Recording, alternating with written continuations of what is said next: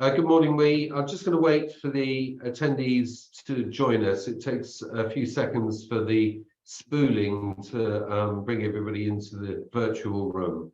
So if you wait a few seconds, we'll be starting the webinar very shortly.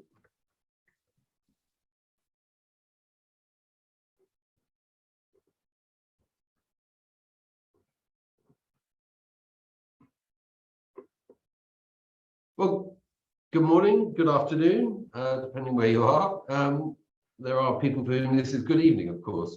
Welcome to this ETOA webinar on East and Southeast Asia as an origin market for Europe.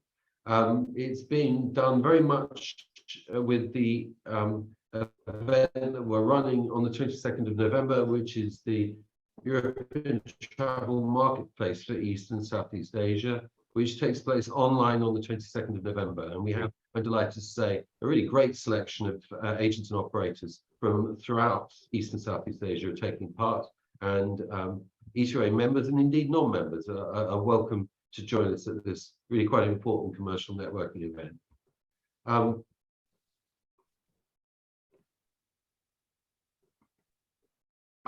Now, today I'm being joined by two very distinguished guests. I have Marco Derivo, who's the Executive Director and Head of Hotel Operations at Mickey Travel, based here in London. And I also have Dr. Adam Wu, who's the Chief Executive Officer of CBN Travel and MICE and a well-known commentator on the Chinese market here in Europe. He's normally based in China. They have several offices in China, CBN Travel, but at the moment he's in London. So his backdrop, I think, places him firmly slightly north of Beijing by the looks of things. But Adam and Marco, good morning. Good morning, everyone. Good morning. The thrust of today's conversation is very much around what we hope will be happening in these markets, these very important markets for Europe in 2023 and 2024. There is no doubt that these markets, and the principal ones we're looking at, are going to be Korea, Japan, and China. There's no doubt that these markets have seen a spectacular growth over the last, certainly over the last 10 to 20 years, and have been part of a sort of burgeoning arrival of Asians in the European travel scene. These people have obviously suffered, these markets have suffered most over the last 3 years, and there's no point in beating around the bush. I think that the shortfalls we've seen from Japan, China, and the rest of Southeast Asia really have been spectacular. We're looking at shortfalls against 2019 in the region of 90 to 95%. This shouldn't blind us to the fact that they are extremely important. If I start with Japan, Japan is a really well-established, mature market for Europe. The Japanese started arriving here in numbers in the 1960s, and they brought with them an extraordinary level of enthusiasm, sort of cultural enthusiasm, their own very particular flavor on it, but a cultural enthusiasm for Europe. Which meant that a lot of hotels and a lot of suppliers had to change the way in which they worked in order to accommodate these guests. The arrival of China, of course, has been one of the great boons, was one of the great boons of the 20-teens, and transformed certainly the shopping element in Europe quite dramatically. And Korea, prior to the pandemic, was one of the fastest growing markets for Europe in Asia. And now collectively,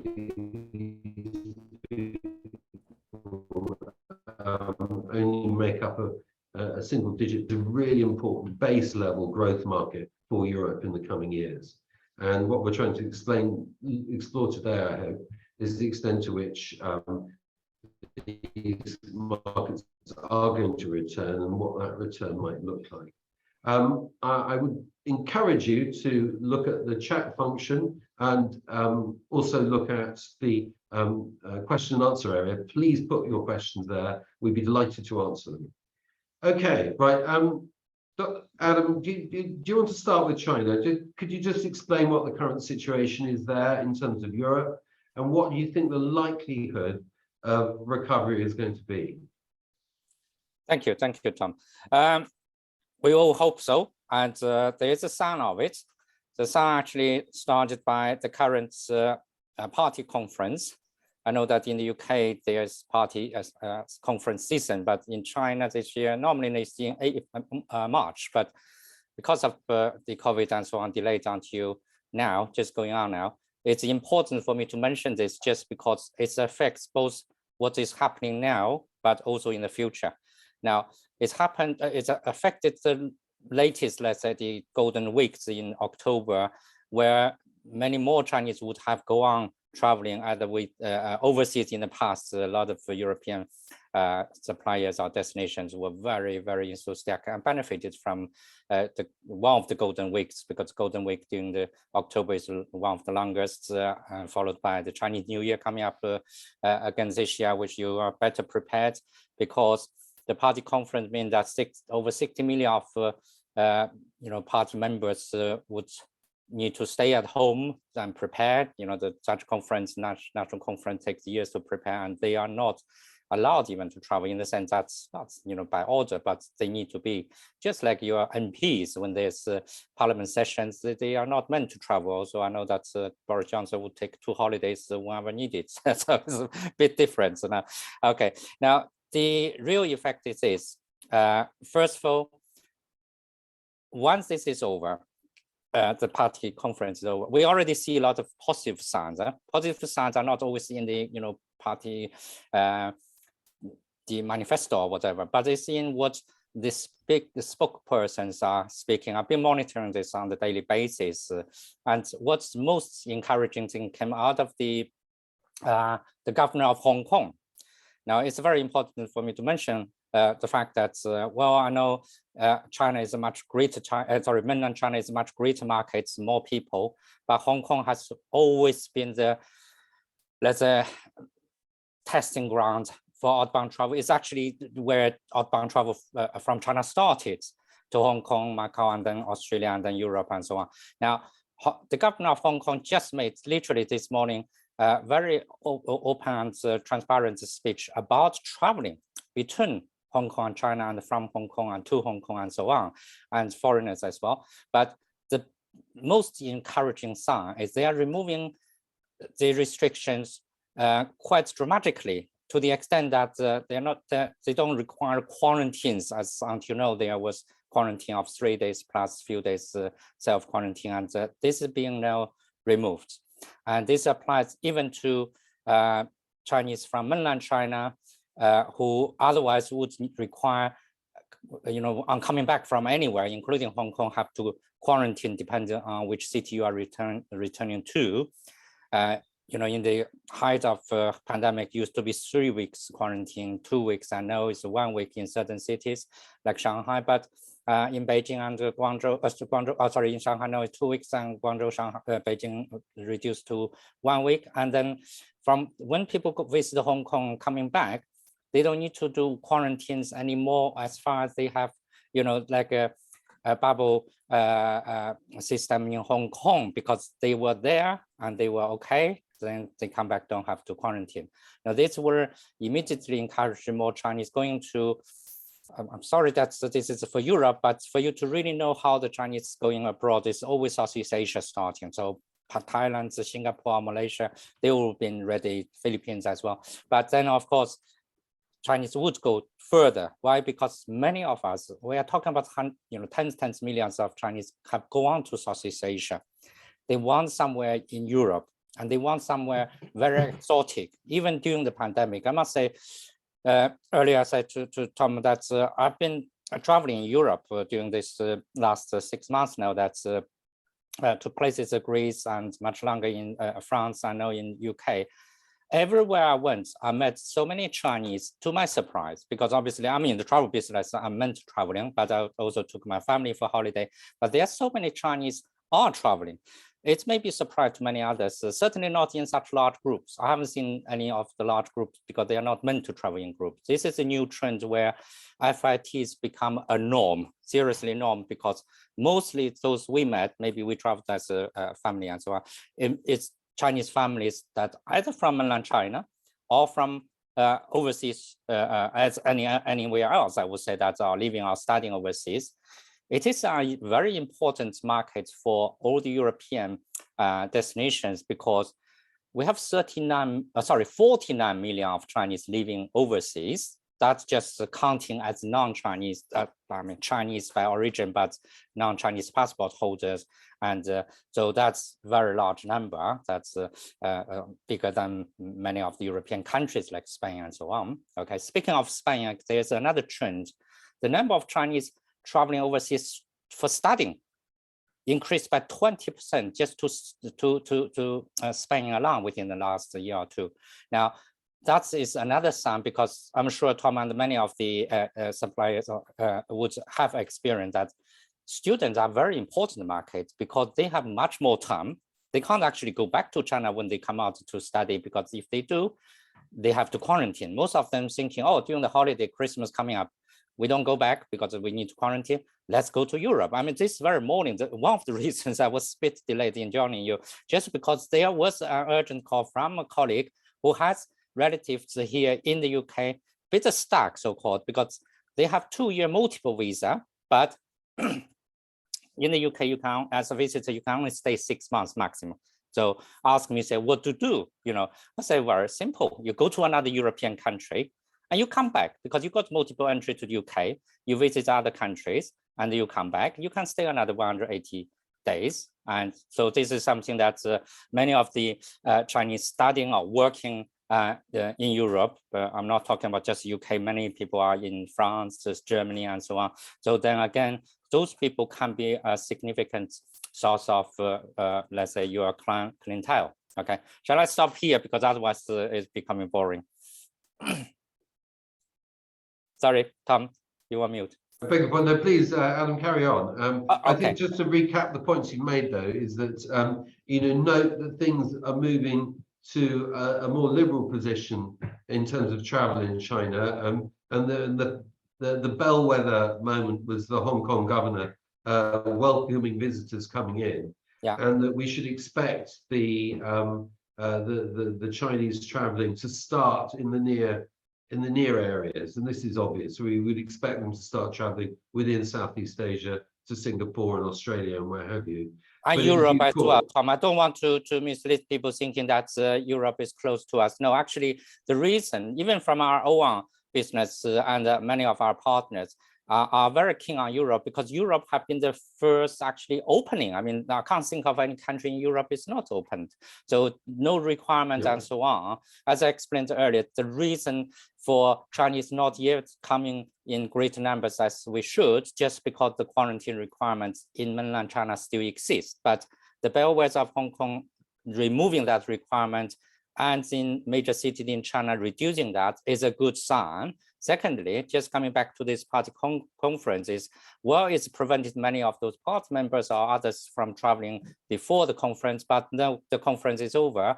And this major conference is happened every 4 or 5 years. That is a changing of those, let's say those in government, not in government, but in the party, let's say, hierarchy. And then those coming new will want to show that, just like Ruth, I hope it's not doing the same like Liz Truss, that something new, something exciting, something that they can put mark on it. And one of those could be say, okay, China is opening up now because we may have built up more trade supplies during the years. And one of the main reasons for China has opened up in the early days, I'm sure you remember the ADS with Europe, and then so many countries, 160 countries, my last count even a year ago or so, is to encourage Chinese to go abroad to spend money as kind of import. So in other words, to reduce the trade supplies. That was a proactive government policy. Okay, it's not that so this is something that can happen again. And just because this is one way we could reduce the trade supplies with most of the countries. And of course, even judging by the fact that Chinese traveled internally whenever there's opportunity, and the number didn't decrease unless to certain cities that had any flare up of COVID. I know most people overseas have been certainly unimpressed and baffled by the zero kind of a case policy, which is a bit, I would say, the draconian, but they have good reasons. There are a number of senior officials spoke very categorically, worrying about, like Omicron, whatever happened in India. That's because the dense population of Chinese. Many of those of you who have been to China know that each city we have, Beijing has 21 million, Shanghai 24 million, places like Chongqing has 34 million population within a city. It's too dense for, any major, not just a pandemic, any transmissible disease to spread much quicker than, less dense, destinations. So that's one of the reasons that government is taking more drastic approach, and that of course did work in the sense that none of the major cities in China has got more than a few hundred or a few thousand cases, and the death is very low. That means that yes, then they can start relaxing, knowing that most people have been vaccinated. That's why the European and the American markets has opened. Just touch one word on American, it's not their talk today. The number of Chinese going to America may shock many other people, as a surprise to me as well. Actually, still ranked 18th within the top 20 last year. So people may think that, oh, would Chinese still coming due to the political and those, this also pandemic? Yes, we were still going to even as far as America. And so Europe is closer to us in the sense that and more open. So I would think I'm always optimistic. I believe we will come back, and I genuinely wish them to come back because it's a part of our business. We focus on outbound travel from China. The sooner China opens up, the sooner we start traveling, the better for everybody. Well, I think we would all agree wholeheartedly with that assertion. Can I ask you to make a really dangerous thing, which is make a guess as to when you think the travel restrictions might be lifted? You see, just to make it clear, I'm sure anyone inside China, I would say the same, is there's no official restriction ever actually from Chinese government from traveling. But I'm referring to the quarantine restriction. Yeah, it's a quarantine, exactly. So it's a quarantine that people don't want to bother with, prevent people from traveling. Now, obviously, it's been reducing. I mean, you rightly spotted, Hong Kong is a better weather belt that it's already stopped. So they removed the quarantine, and Beijing and Guangzhou have these are two major, three, including Shanghai, reduced to 1 week from previous 3 weeks, 2 weeks, and now 1 week. So, I believe this will be eventually removed or need to be, particularly for returning. But it's also judging by, I mean, just to answer your question very straightforward, it may not be tomorrow, may not be next month. Why? Because it's winter. Winter is the worst time for pandemic. They worry. But I think towards Chinese New Year-ish or after will be, because this session is about 2023, 24, you are looking forward. So I believe by that time, it will be removed. When they see that there's no flare-up during the winter season, there's no reason to be more strict during the spring or summer season. So it's just in the broadest of terms, we can be confident, and we can't guarantee it, obviously, but we should be confident that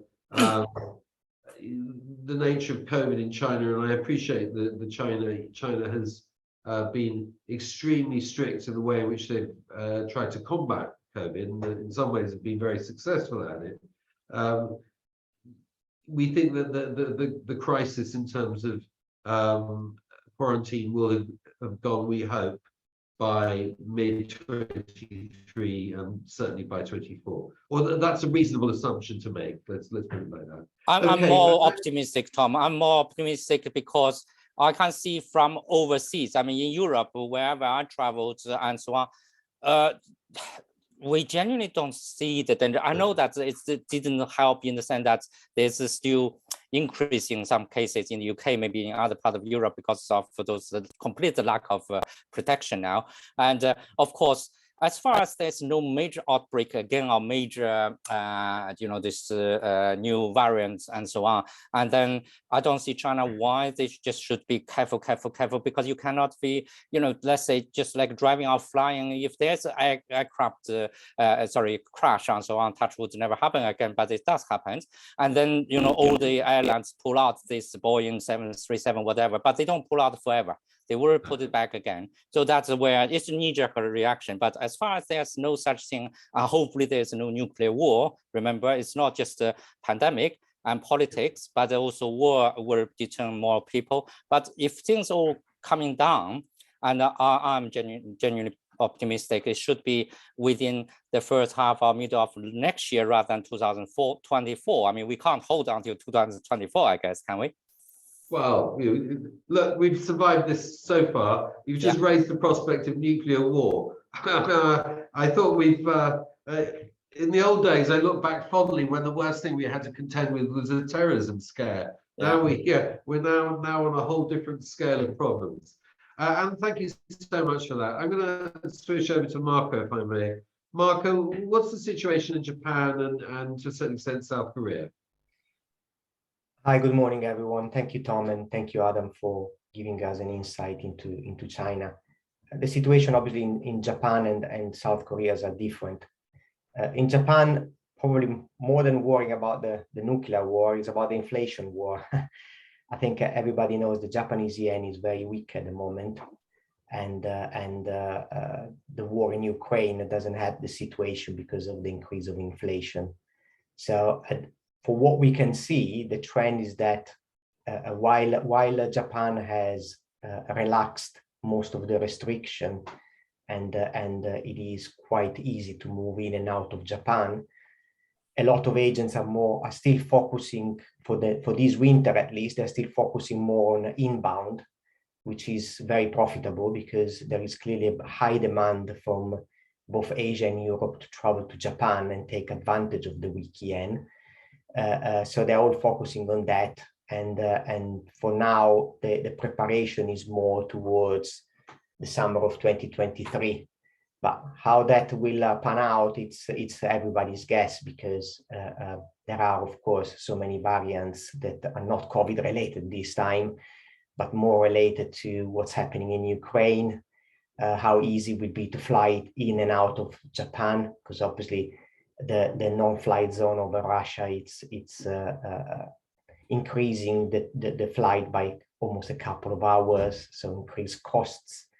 And then obviously there is, the Japanese has always been quite conservative on traveling while there is a war on European or next to Europe soil. So there are quite a lot of factors there that could have an impact that is not necessarily just COVID related. So we are preparing for the summer, absolutely. We are happy to see some winter coming in. The Japanese, like most of Asian market, we notice the trend of opening. It's in stages, so we can expect an increase of FIT traveler, like Adam mentioned about the Chinese as well, and corporate travel. Those are normally from every market when they're opening up. These are the first one that start doing programming for the season and start really bringing people into Europe. Leisure and your normal brochure series always follow up a little bit later, and how they will look like, I think it's going to be quite relevant on how the situation will evolve between now and next year. That's Japan in a nutshell. South Korea is a bit different. They have opened up much earlier than Japan. In some respects, South Korea probably is a bigger market than the Japanese coming into Europe. At least it was in 2019, for what I heard. But South Korea, the biggest share, it's still FIT traveler rather than groups. The trend, it's there and it's there to remain. And at the moment, same as what I said earlier, there is a lot of FIT and the corporate travel into Europe. There have been some leisure, but groups is not as relevant as in the Japanese market, but they're still quite important. What we notice is there is serious gap now between a budget group and high level group. So the medium product tends to disappear a little bit. Probably is because of the expectation of what they're going to be able to, or what we're going to be able to provide in Europe as well. So either they jump on a budget one, or they are ready to spend more and go for a high level product. That's the trend we've noticed at the moment. For 2019, the major obstacle at the moment for 2022 has been the lack of light rather than anything else. That has been felt across all markets, really. There is not the same amount of seats as they used to be in 2019. But they predict that for 2023, Q1 2023, hopefully the level of flights from South Korea to Europe should be the same as 2019. So that obviously will make a major impact. How many of those will be allocated to group traveler will have to be seen. The great majority still remain in corporate and FIT hands. Thank you so much for that. I think it's very interesting what you're saying about the growth in FIT as opposed to groups. And this is something that Adam was bringing out, that if there was a sector which was likely to grow, not so much the FIT group, if I understand correctly, but the small group, which is like an FIT. It's like a family group traveling around, is kind of the new model for it. And yeah, but I heard as well, sorry to interrupt you there, but I heard as well, they're not necessarily, at least in South Korea, they're not necessarily that popular, because obviously if they're traveling in group, you travel because it's more economical. It's cheaper than traveling as individual, theoretically. But if it's a small group, that factor kind of disappears. It becomes quite expensive as well. So automatically they become like of individual rather than group traveling. So it's very difficult to distinguish between the two. What is a small group as well? Because if it's too small, then it goes into the other category. So it's a bit of a not really realistic to talk about small groups. Either is a groups or is an individual. Marco, you speak as a hotel contractor there. I can tell. No, indeed, but it may also be that, and maybe this is a post-COVID phenomenon, that people are more comfortable with traveling with a group of people that they know, or they are their immediate family, rather than traveling with a group of strangers. Traveling with a group of strangers always seems a bit more, not risky, but slightly more dicey, I think, than traveling with the people you know and want to move around with. I think, Tom, if I just add one point on that, just because it's genuinely a new trend that we cannot reverse, because COVID really puts people off from, meeting up with others, sitting in the same buses. So you can't say to them, say it's still okay. I know that, company like Mickey and many other large companies that, were doing extremely well in group businesses, credit to you guys. But of course, most destinations and suppliers genuinely need to accept the fact. Just like nowadays we have mobile phones. I haven't watched TV for the last 2 or 3 years. Why? Because you can see everything on the phone or on the, whatever, not TV anymore. So this is something we have to accept and to adopt quickly. And as I mentioned, my own experience of meeting up so many family traveling, like you said, this may be difficult to use the term FIT, but they are just small groups. Even students, when they travel, they don't travel alone often. They travel few, but not large groups anymore. So these people actually spend more money. In my opinion, they are not those that are looking for cheap holidays. This is a good sign. Actually, package holidays, at least the large groups, tend to upset the suppliers as well, because you have to lower the prices, compete against other suppliers. But here, you are going to attract those who are willing to spend more, but they need, they meet their own needs, or they have just slightly different requirements, and also they spend much more time. I mean, each time I went to a country, there's even for family holiday, we stay weeks rather than just a few days and traveling, because we want to experience. And so I would think that at the end of the day, the money intake from the destinations is no less than a group spending very low. That's just my observation, really. Is there anything like a cheap holiday these days? That's probably a question mark in there. Exactly. Yeah. So yeah, especially even if you're travel is traveling, much, yeah. exactly. If you're traveling long haul from Asia, cost of the flight has gone up, cost in Europe have gone up. So it's all have to all to be put into perspective. So COVID, and still talking about COVID, is very important, but we cannot underestimate the rise of inflation and the rise of all costs as well, and the impact it's going to have on the travel industry. Thank you so much for that, Marco. We actually have a question here. I want to get on to if there are any specific requirements of each market, but before I do, then thank you for posting these questions, everyone. We have someone from Shanghai who's broadly concerned about the economic situation in China, which is not straightforward at the moment. It wouldn't be after so many years of lockdown, really. But do you think that the Chinese outbound tourists will be the same business as it used to be 7 years ago? Are we going in, is it the same sort of shape, look as it was 7 years ago? When it was very much the new, the new market that everybody wants to get involved in? And how will this landscape change? So I'll start with Mark and then I'll go on to Adam, because Mickey, I have to say, are important handlers of Chinese business as well, of course. Marco. Sorry, can you repeat the question? Really, how do you think the environment in which the Chinese groups will be moving, because we're assuming that they are going to be coming back, albeit small groups, how do you think this environment is the same? Are they going to be treated any differently from they were before?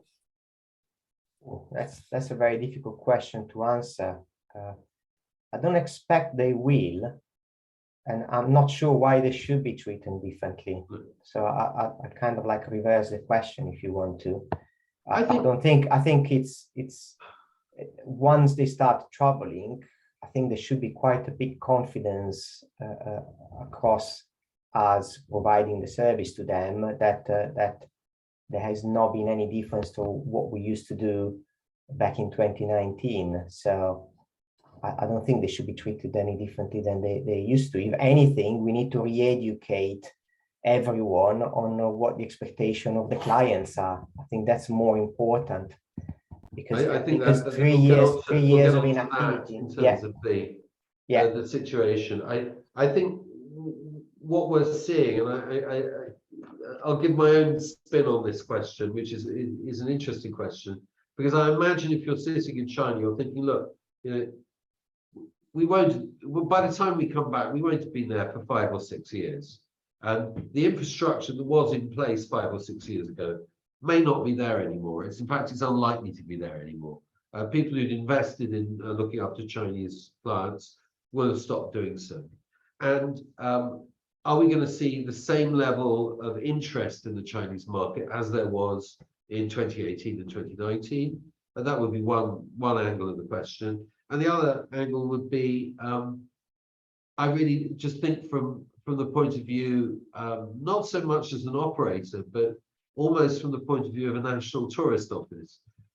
China was the great future, and it was presented as such in Europe. And I'm not saying it isn't, but I'm just saying that obviously if you stop for 5 years, it doesn't look quite so plausible as it was before. So those are the two factors against it. On the plus side, it's not going to go away.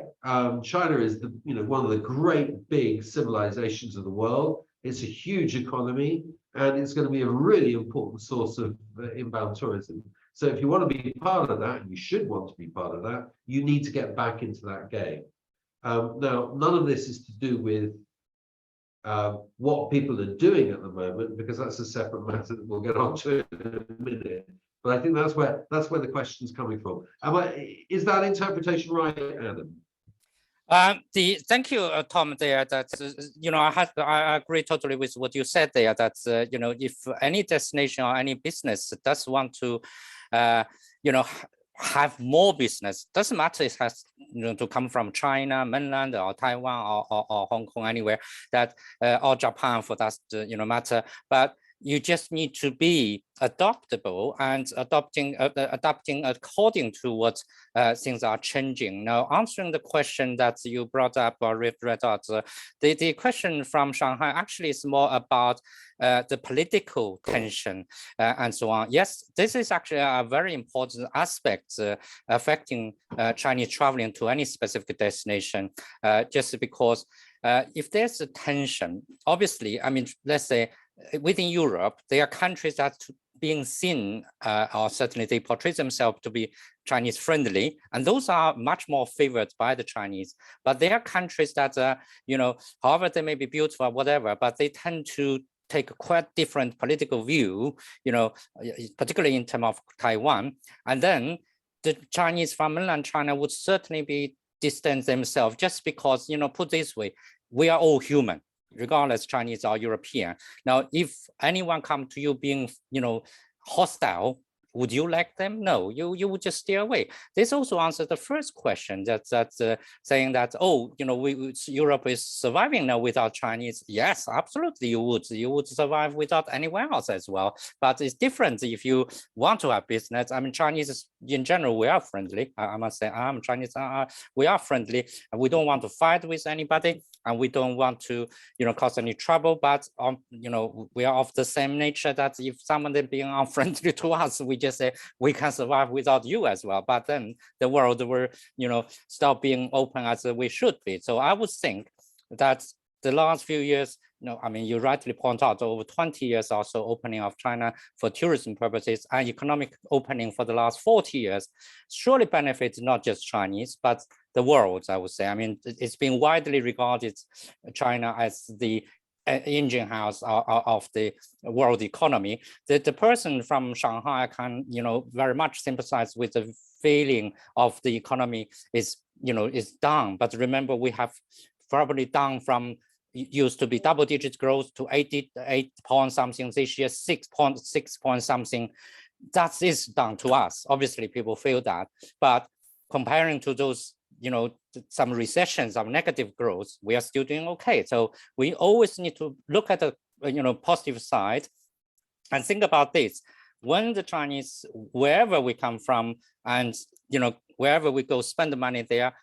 Remember, I mean, there's someone, I think, during one of other seminars said that money has no color, you know, and so for those who are in business, you know, does it really matter if you receive in US dollars, in euro, or in pound sterling, or in Chinese, you know, renminbi? I mean, so I give one specific example that the river cruises on River Seine in Paris, they started accepting Chinese renminbi years ago. I mean, I was shocked. This was over, I think, 20 years ago, and then they said, no problem, we can take Chinese money. So what they you know, then they started exchanging that as well. Why not? And that's encouraged a lot of Chinese going there. And even, I mean, obviously nowadays we don't carry cash, but always, you know, the oh, this may be a point that for companies or destination to be ready with, you know, this was a WeChat Pay, Alipay, what you can, the Apple Pay, similar thing, because we don't carry cash as in the past anymore. Just use this. And if you are not accepting, unfortunately,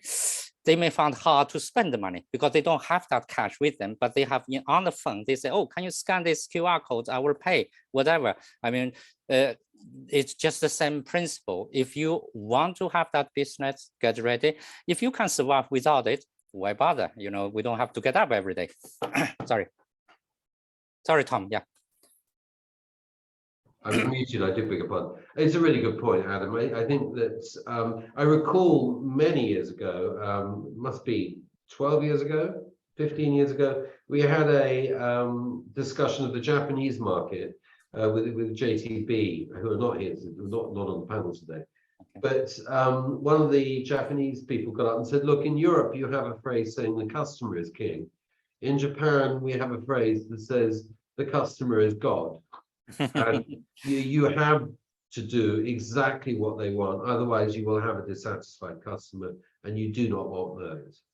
And I think it's just, it's one of the things I always say that, you know, tourists learn from traveling, but destinations learn from tourists. And one of the things we learned from Japan and really from Asia as well is a different level of customer care that were not naturally given to delivering in Europe, and it's really quite important. It actually brings me on to my next sort of general question, and it's partly to do really with information. I mean, one of the things that the whole industry in Europe, and I'm not here to overemphasize the negatives, but we've shared a lot of experience in the last 3 to 4 years amongst the service economies that make up the tourism economy in Europe. Obviously, people had to shrink in 2020 and 2021 and in the first half of this year. And we've lost a lot of experience and expertise, particularly when dealing with the Asian markets. And I'm just interested to know if there are some core points, and you've made a couple of them, Adam, but Marco, is there a few key things that you think a hotel, for instance, needs to know if they want to welcome Japanese visitors or indeed Asian visitors as a whole? Yeah, absolutely. And staying on the Japanese and the South Korean, let's not forget those are two of the most mature markets coming from Asia. They've been traveling for many, many years. And their expectation is very high. It's very true what you said, that the clients is God, especially for the Japanese. So the thing to be kept in mind is the service quality, of course, of the delivery. You have to make sure that you meet that expectation, if not exceed the expectation, and that's going to be a great challenge. We do appreciate that all services in Europe have shrinked. They've lost a lot of talent, and they have to kind of like relearn how to trade with some of these markets. To give you some example from an hotel point of view, most of our audience probably knows that the Japanese require to have twin beds rather than double, but so does the South Korean. They do not accept the physical contact in that regard. So even German double can be quite annoying or rejected if we offer them. The Japanese, for example, require still the bathtub in the room. It's part of the tradition. So the most important point is that we need to remember that while they have not been traveling, it doesn't mean that the level of expectation have decreased. If anything, it probably has increased, and there are even more expectation on sanitizing and avoiding physical contact than ever before, at least until we are completely out of the situation that we are now.